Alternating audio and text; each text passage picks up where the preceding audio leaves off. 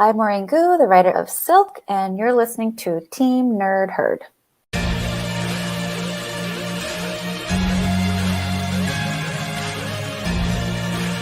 This is a DJ Abomination.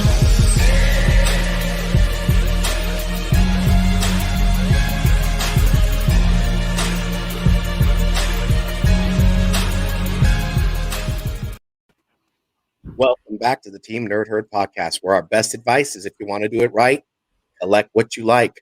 Or on this segment of dropping the mic, it's read what you like. Got a little tongue-tied there on a Sunday. It's been a long weekend, guys, But with that being said, you guys are joining us for episode 5, and we are going to be reviewing today The Nice House on the Lake, which is not so nice to my knowledge. But before we go ahead and do that, let's go ahead and get this roll call going. Let's go ahead and holla at the herd chat. Let's do it. Alonzo, my friend, my brother, what's going on? How was your weekend? Ooh, not much. Just trying to get my energy back from the whole day spent at Disney. Dude, it's just nuts. Adventures Campus is great. You guys need to check it out. Yeah, I'm just chilling right now, having enjoying the Sunday.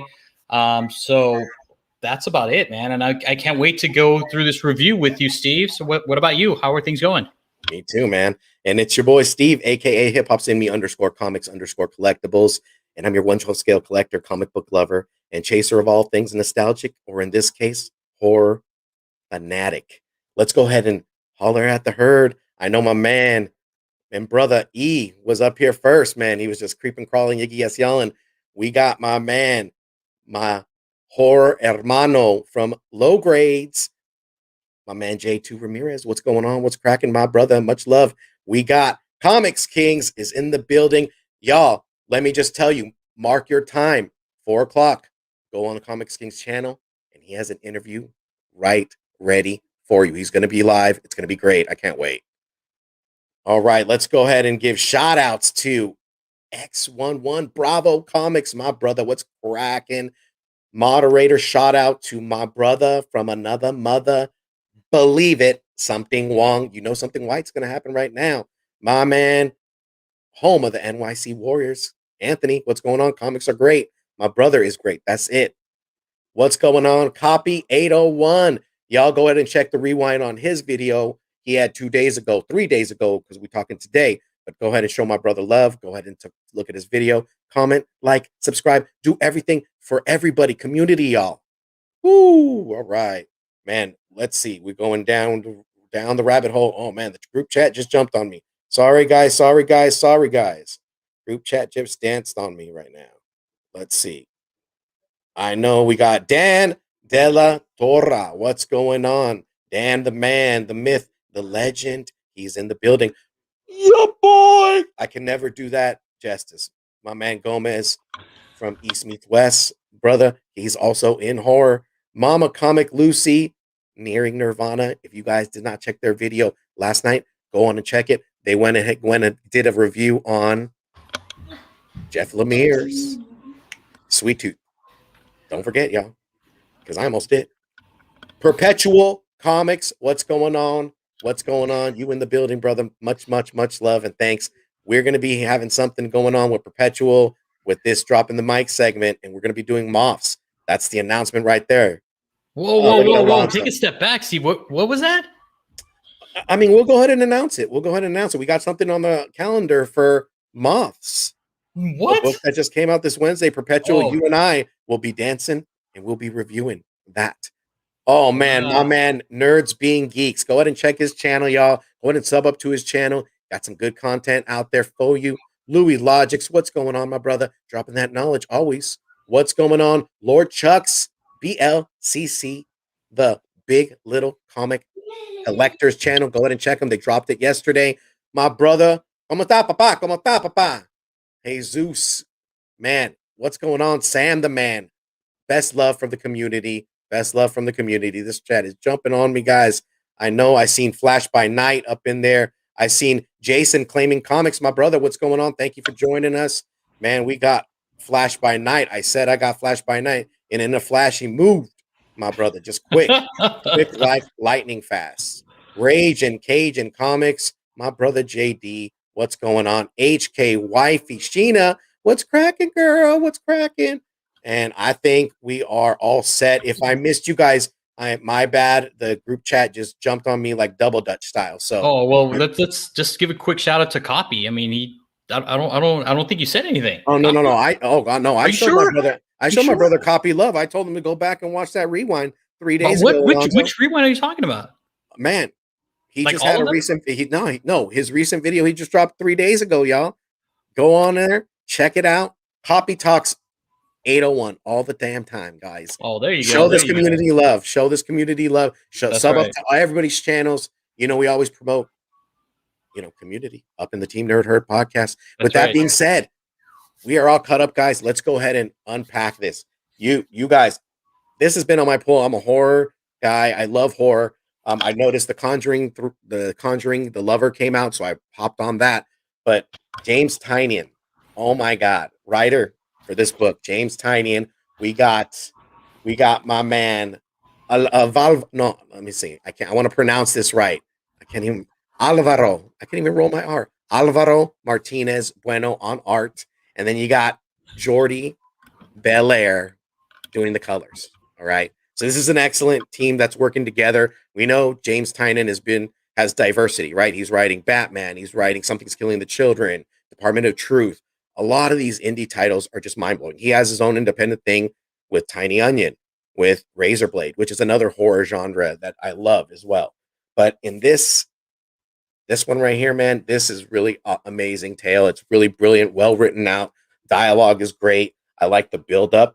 It leaves you asking the hows, the whats, the whys, the wheres, and the whens, what you're going to get wrapped up in this kind of story. And even in the first issue, guys, I got to say, this issue was epic. So let's go ahead and unpack the cast of characters that are in this tale, and then we'll go ahead and get to the premise. So we have Ryan Kane. Ryan Kane is going to be the protagonist in the story, or what looks to be like the protagonist in the story.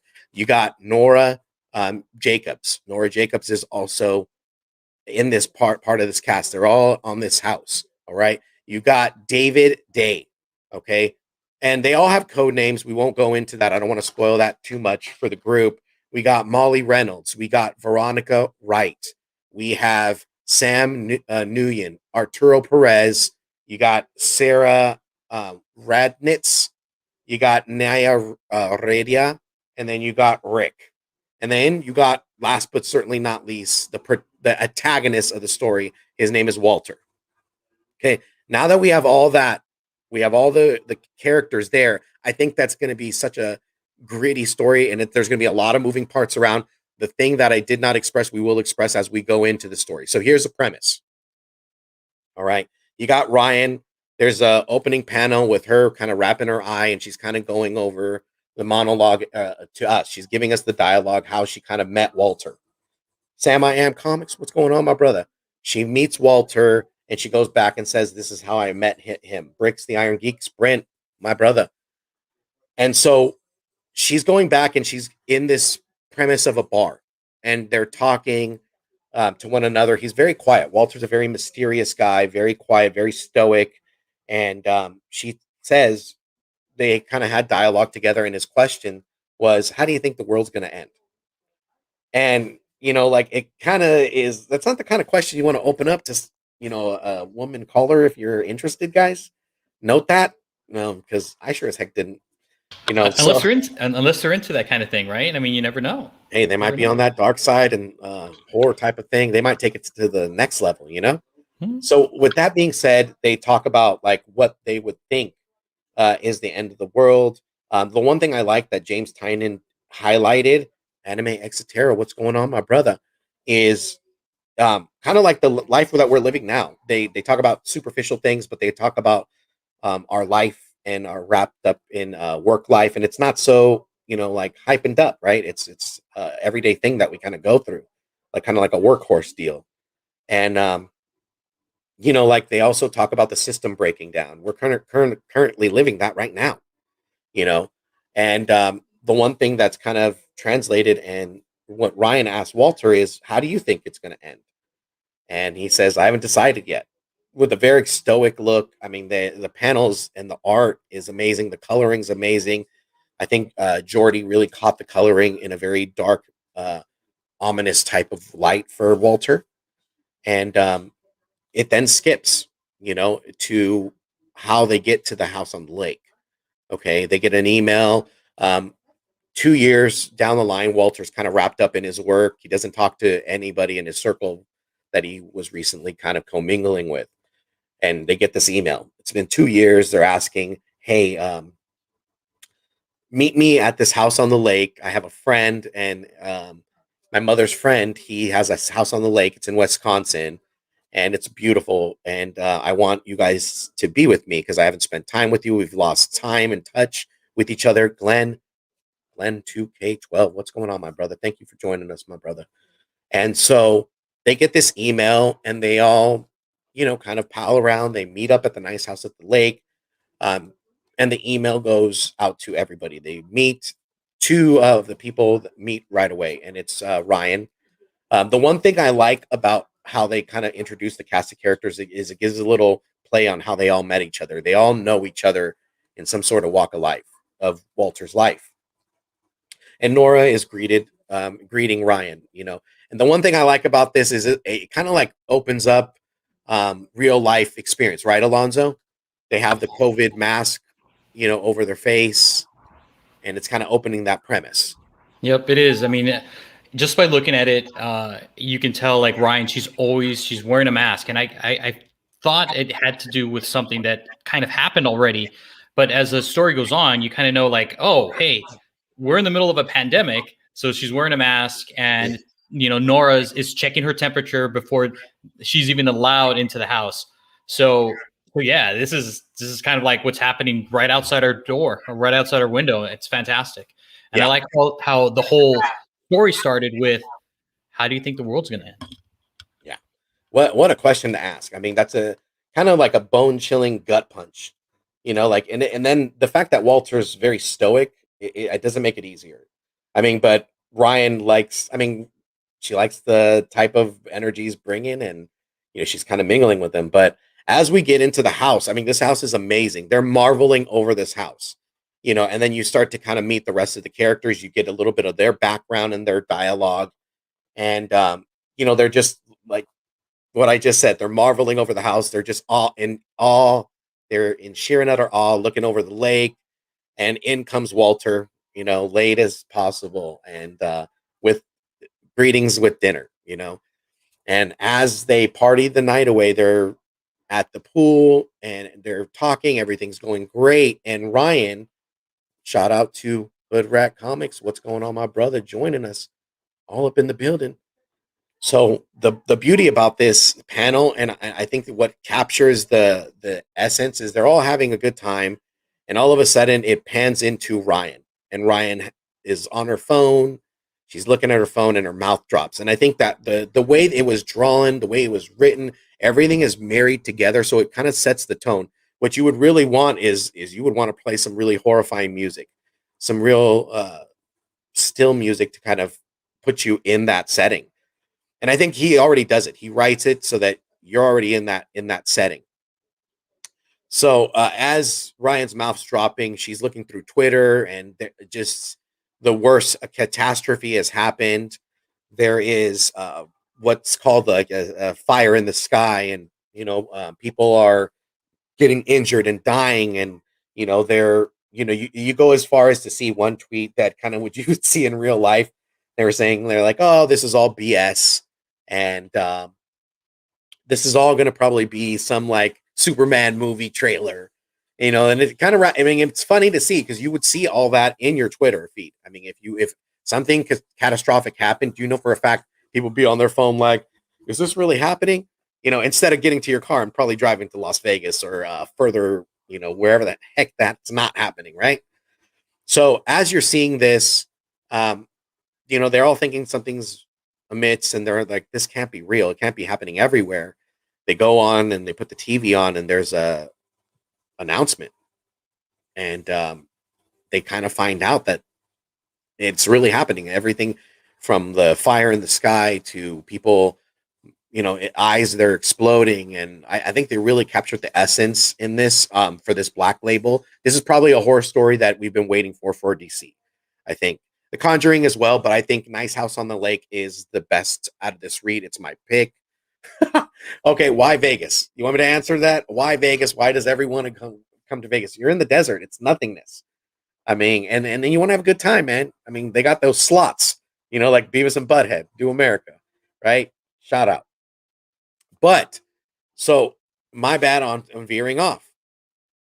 So as we're kind of getting this, we're getting the realization of the announcement. It all sets in, and everybody's kind of worried. And I really don't want to take too much. So Alonzo, can you kind of add into what you saw and what you read and what you felt in this buildup that we've kind of talked about? Oh yeah, for sure. So it felt like you were watching any kind of horror or teen horror movie or young adult horror movie that's out there. Everybody kind of knows each other. They all gather in a single location, and then bam, something happens. So I love the setup that James is doing about getting all this cast of characters.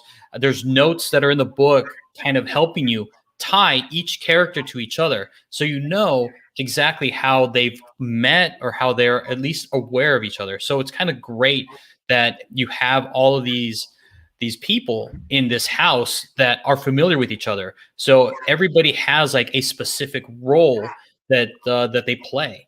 And it's going to be very interesting how this story will unfold. And I loved everything you said, Steve, about like the writing, the art, the colors, and how social media today, I mean, everybody's just kind of like, oh, instead of running the opposite direction, they're like, oh, hey, let me take a photo, Let me check if my skin's really falling off. Exactly. And it's great how they wrote in their Twitter feed or Instagram or social media, whatever you want to call it, about like, oh my God, I just saw so-and-so and his skin just fell off his face. People are being lit on fire. I mean, it's just nuts. And it's so descriptive. Those little, like, you're only allowed like 90 characters or something like that. And it's like, it's fantastic. I liked how they brought the social media aspect of it into this book. I mean, it makes it very realistic. Definitely. And just to kind of piggyback off of what Alonzo said about the casting characters, there is something. I mean, I'm kind of really trying to dissect a read. When I really like a book, I try to read it 3 times to kind of make sure, one, I read slow, so don't judge me. And the second thing, guys, is I want to take it all in. I want to make sure that what I'm reading is I'm not missing anything.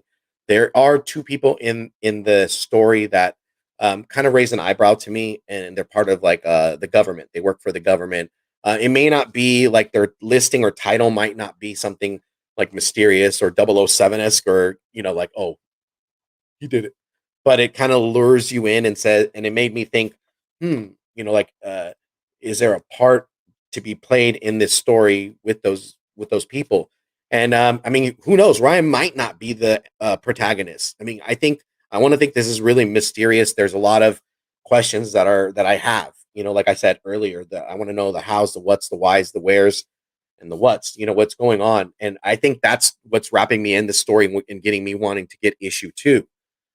So what's going on? Geek Driven, my brother. If y'all didn't watch Spine Ticks last night, go ahead and check them out last night. They had a good show. They went over indie titles. They went over a lot. You got Azores the Professor dropping that knowledge like Galileo. But let's go ahead and dive back in. Alonzo, I think we got the premise and the whole story kind of wrapped up. Do we throw spoilers? I want to ask the group chat right now. I know you guys have taken the time to kind of ride with us. It is a little bit earlier to kind of get into this, but we can discuss this. We can have questions. I know some of you guys have read it. You guys might have questions. We want to have discussion with you guys as well. But in the group chat, please tell me, do you want the ending spoiled? And if not, we won't spoil it for you. We'll stop it, and we'll answer questions that you guys might have about what we read and what we thought, what you might have thought as well. Yeah, because it's to what Steve's point. I mean, it's intense, and you kind of want to spoil it, because it's just so good. I mean, it's such a great cliffhanger that you're just like, yeah, like, okay, you're turning the book around, going like, where are the rest of these pages? I mean, I'm I getting the can't believe group it chat ended. saying, let's be thorough. We've already warmed up the kettle. Now let's go for it. All right, guys. Woo. I warned you guys. You guys might want Oh, to here we sleep. go. Here we go. They're saying Put the spoilage. lights Steve, on. do it. All right. We're going to drop the mic, guys. Okay. So the ending, they go over this special announcement. It's real. It's lifelike. They are living it.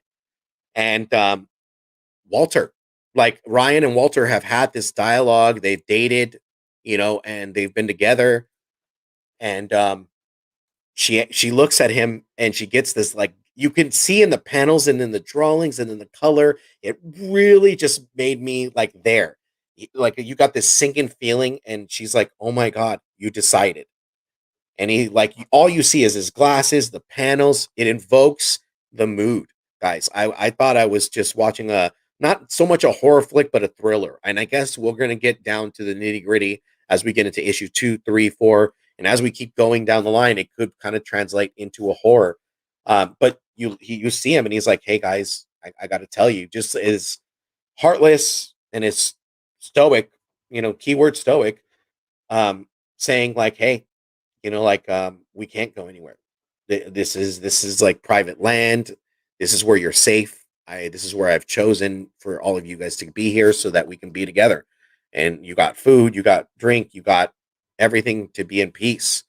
And the one thing that kind of happens is you see, like, it all set in, and everybody's just like, you see the panels, their faces are like just in sheer and utter shock. Desired Comics, my brother Nigel, what's going on, my brother? Thank you for joining us.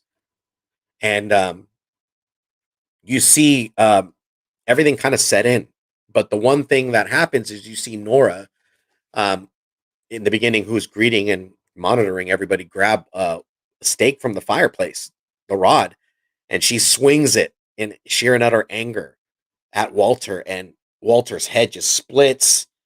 Um, like Play-Doh, there's blood everywhere. I mean, it looks like his head got smashed, and all of a sudden, like, he touches her hand, and her hand, in the midst, you see that her hand explode.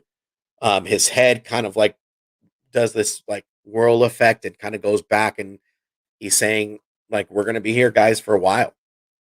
So get calm, and I'll be back, and I'll check in on you guys so often." And then he disappears in like the mist.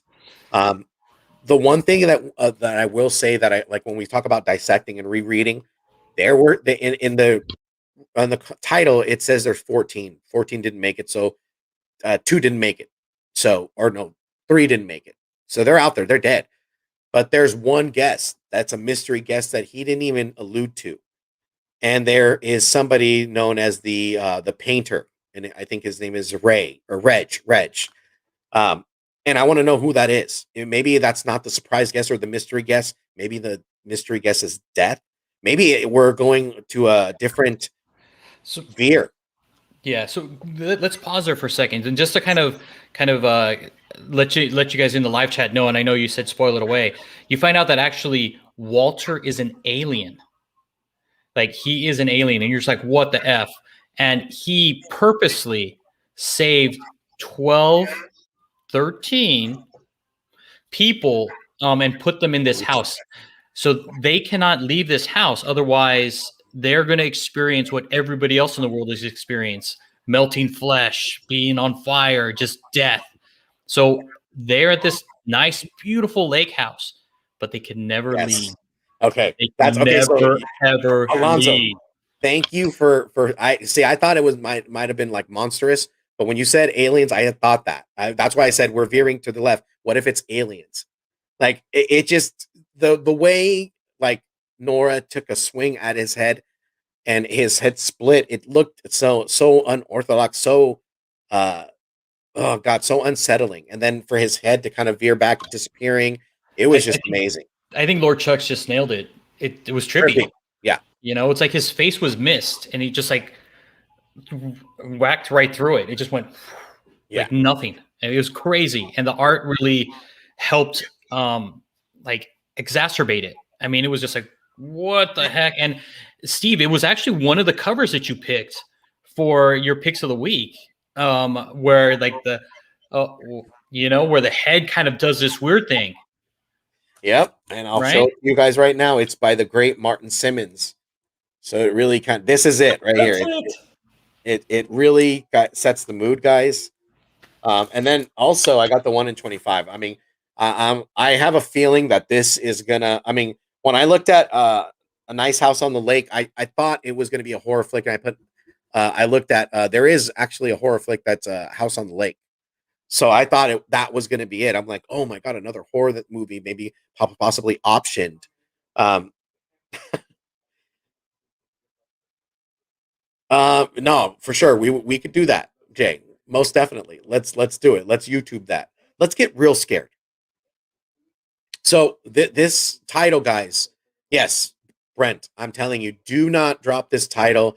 If I were like I'm not into speculation. I'm not a betting man, and it's not my wheelhouse. I'm just a lover of comics. I want to read, and there's nothing wrong with spec. But if I were to kind of point out and say DC Black Label kind of did this with The Conjuring, right? Um, and this is the prequel. The Conjuring's already out, guys. It's on HBO Max. You guys want to go to the theater, get scared, get freaky, go ahead and do that. However, what happened about The Nice House on the Lake? If it gets to the point where the story is, I mean, we already know the story is going to be well written. It's James Tynion, for God's sakes. But can you picture this on like Netflix on a stream? Could you go to the theater and see this? Yes, I can, Steve, because panel for panel opening, it mirrors a lot of what we've seen in the movies today.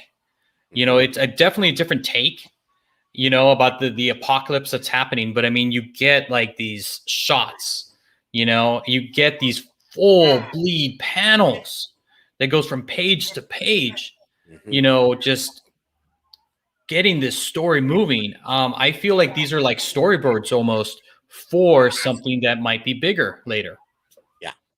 Yeah, and the word bubble placement and the reading in the story, like when you have the wide panels, you're going from like page to page, but there's also panels that kind of keep you to traditional reading. But I mean, this is an amazing first issue, guys. I would say definitely jump on for issue 2. I am understanding, and I know my LCS told me as well, and I also heard from Alonzo that this title sold out first issue, so you might be getting second printings. Second printings are great because I think if DC changes the game like how they have been doing different takes on their panels and their covers, I would go for a second printing as well, man. I mean, this story was so well written. The first issue was very captivating. It really kind of invoked the mood of you being there. And I mean, if it's aliens, ooh-wee, that's taking you down the rabbit hole to something different, guys. And I think that is a breath of fresh air for us new readers, for us horror fans as well. I mean, I think this is a win, guys. What do you guys think? Talk to me. And just to kind of add, like I kind of feel like the alien. I mean, if you kind of look at the cast of characters, I mean, I feel like maybe it's kind of Noah's Ark-ish. Maybe it's a little biblical per se. I don't know, but I'm reaching, of course. It kind of evokes that. If you kind of just take a look, like, hey, there are a lot of pairs of people. Yeah, I mean, I'm sorry. Go ahead, Alonso, please. Yeah, people that have dated, people who are dating. I mean, it kind of felt that way to me. You want to get real down and dirty and get those tinfoil hats on, guys? Oh, you guys want to set conspiracy? Do it. I mean, and if I had to put my thumb on it, those two cast of characters that work for the government, one of them works for NASA. She's there. She was talking about having the periscope and it being clear. Who's to say that she is not also an alien, possibly? Might be testing on these subjects, like Alonzo said. Who's to say that she's not in on it as well? I'm curious to see that, because there were two people that work for the government, and I mean, that they highlight it. To me, that kind of like really is the part about, and the beauty about reading this is that you get to pick bits and pieces. You got to think about what James is kind of setting up, because he's such an intellectual writer. My God. I mean, he's so diverse in the sense that it's Mephisto. It's been said. Perpetual. You dropped the mic. But I think that's the best part about that, is that we're all gonna, like, the community within us and the readers within us are all gonna bounce ideas off each other. That's the part I think I love about this community is Alonzo caught something that I kind of thought about. Like I thought it was aliens, but then I thought, no, it's probably on the horror end. But seeing that Alonzo caught it, I mean, we all bounce these things off each other. That this could really be a good title and a good run for DC, Black Label at that. I know Jr. would not like to hear this, but I know my man Copy's over there grinning like, "Yes, Steve, yes, thank you." And my brother, I couldn't agree more. Definitely read this title. Definitely pick it up. I think we are kind of going out with closing comments, unless the panel has questions out there. If the herd chat has questions, we can kind of extend. If not, we can pack it up. We can drop the mic, and we can call it an ending and wait till top picks of the week. What do you guys say? Alonzo, do you have any closing thoughts? Nah, man. Other than that, pick this book up. It is a great read. I love it. All right. With that being said, guys, go ahead and, before we close out, we are 5 away from 1,000 and some surprising news, some interesting news, not some mysterious news, but we are super excited. We got the 1,000 giveaway. I know Alonzo and I and the herd got a bunch of stuff to give away. Not only that, but we got some revealing to do and some surprises out there. So definitely go ahead and get those likes, hit those subscribes, leave a comment.